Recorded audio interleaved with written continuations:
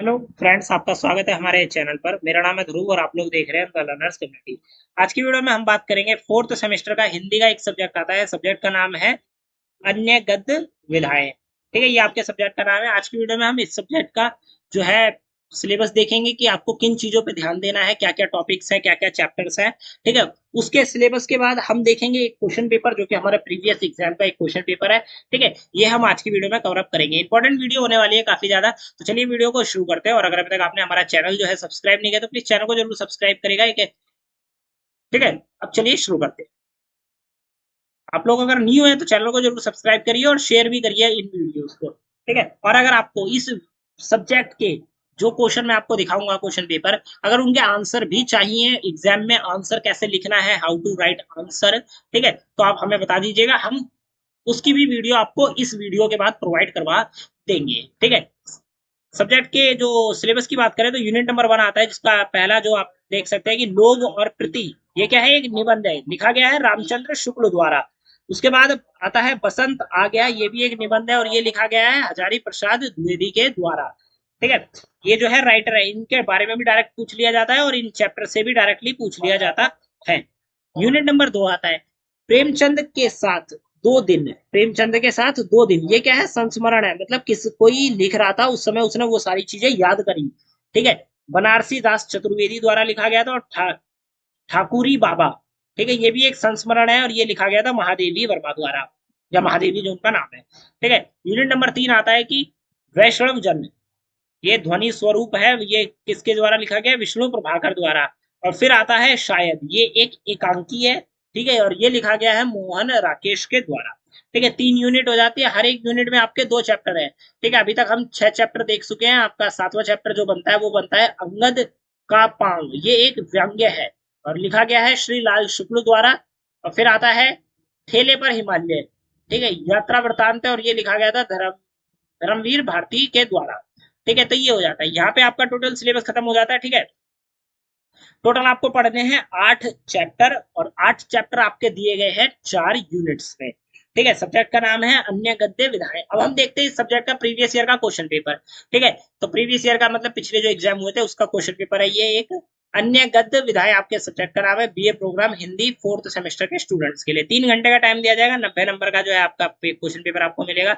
इस question paper में सारे क्वेश्चन जो है अनिवार्य है। अनिवार्य का मतलब सारे कंपलसरी बेस्ड क्वेश्चन है, आपको कोई भी क्वेश्चन छोड़ना नहीं है, सारे ही अटेम्प्ट करने हैं। अब हम बात करते हैं इस सब्जेक्ट की। तो सब्जेक्ट में जो क्वेश्चन नंबर 1 आता है, आपके पहले 3 क्वेश्चन, पहला, दूसरा और तीसरा, एक तरीके से मान लो, या फिर क्वेश्चन नंबर 1 में पार्ट 1 पार्ट 2 पार्ट 3 आपका साप्रसंग व्याख्या ही है।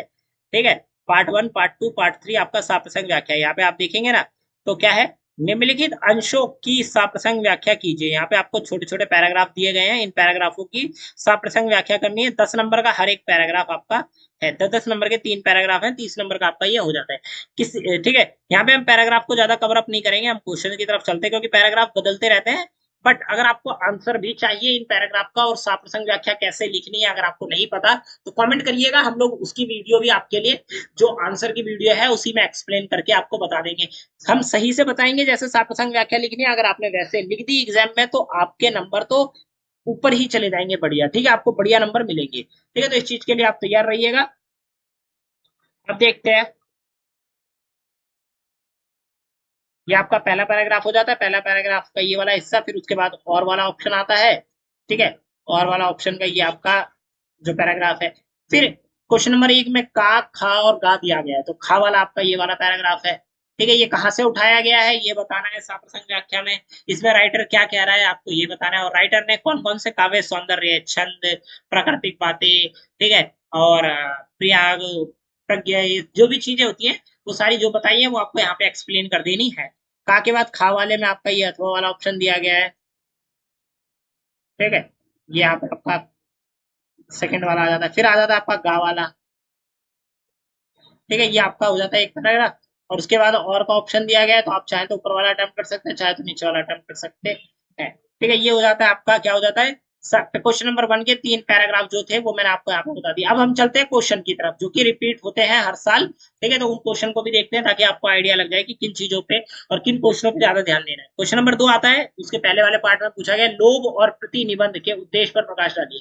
लोभ और प्रति जो निबंध है, ठीक है, जो कि मैंने आपका बताया आपको सिलेबस में, ठीक है, उसके ऊपर आपको क्या लिखना है, प्रकाश डालना है। उसके ऊपर आपको पूरा का पूरा निबंध का जो उद्देश्य है, क्या उद्देश्य देता है वो निबंध में, ठीक है, वो उसके ऊपर प्रकाश डालना है। 15 नंबर का आपका क्वेश्चन हो जाता है। क्वेश्चन नंबर 2 के और में देखेंगे तो पसंद आ गया निबंध के कथ्य को स्पष्ट कीजिए। पसंद पसंद आ गया जो निबंध है उसका भाई कथ्य क्या है, ये आपको यहाँ पे बताना। क्वेश्चन नंबर 3 आता है प्रेमचंद के साथ 2 दिन। ये एक चैप्टर है आपकी किताब में, प्रेमचंद के साथ 2 दिन, ठीक है। संस्मरण का प्रतिपाद्य स्पष्ट कीजिए। प्रतिपाद्य का मतलब इसके बारे में आपको सिर्फ एक्सप्लेनेशन ही देनी है और ये क्या बता रहा है आपको ये बताना है। 15 नंबर का आपका ये वाला क्वेश्चन हो जाता है।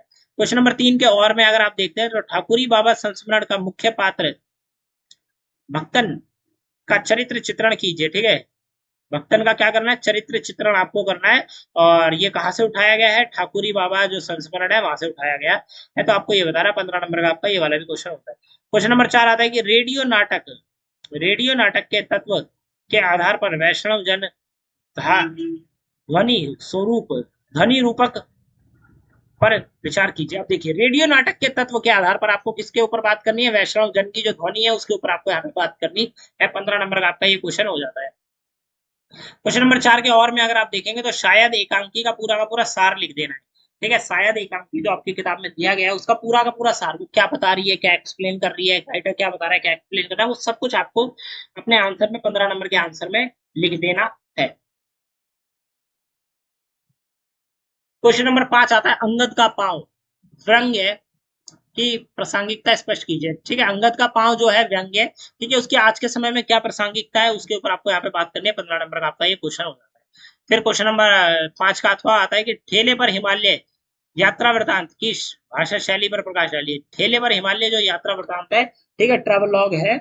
अब आपको क्या करना है कि भाई इसके ऊपर एक पूरा का पूरा जो भाषा शैली है, कौन सी भाषा यूज करी गई है, किस तरह के शब्द यूज करे गए हैं, ये सारी चीजें आपको यहाँ पे भाषा शैली में इसको पढ़ने को मिलेगा और आपको बताना है भाषा शैली के बारे में, ठीक है। तो ये हो जाता है आपका क्वेश्चन नंबर 5 का और वाला ऑप्शन। यहाँ पे आपका आप खत्म हो जाता है कंप्लीट हिंदी गद्य और विधाओं का जो कंप्लीट सिलेबस था प्लस क्वेश्चन पेपर था, मैंने आपको बताया। अगर आपको आंसर भी चाहिए तो डिस्क्रिप्शन बॉक्स में आप लोग हमारे साथ कनेक्ट हो सकते हैं और या फिर हमें कांटेक्ट कर सकते हैं। हम लोग जल्द ही इसकी आंसर की वीडियो भी आप लोगों के लिए लेकर आएंगे। तो तैयार रहिएगा और साथ के साथ पूरी वीडियो को देखिए 1 से 2 बार ताकि आपको हर एक क्वेश्चन का आइडिया लग जाए। और मिलते हैं अगली वीडियो में। Thanks for visiting my channel guys.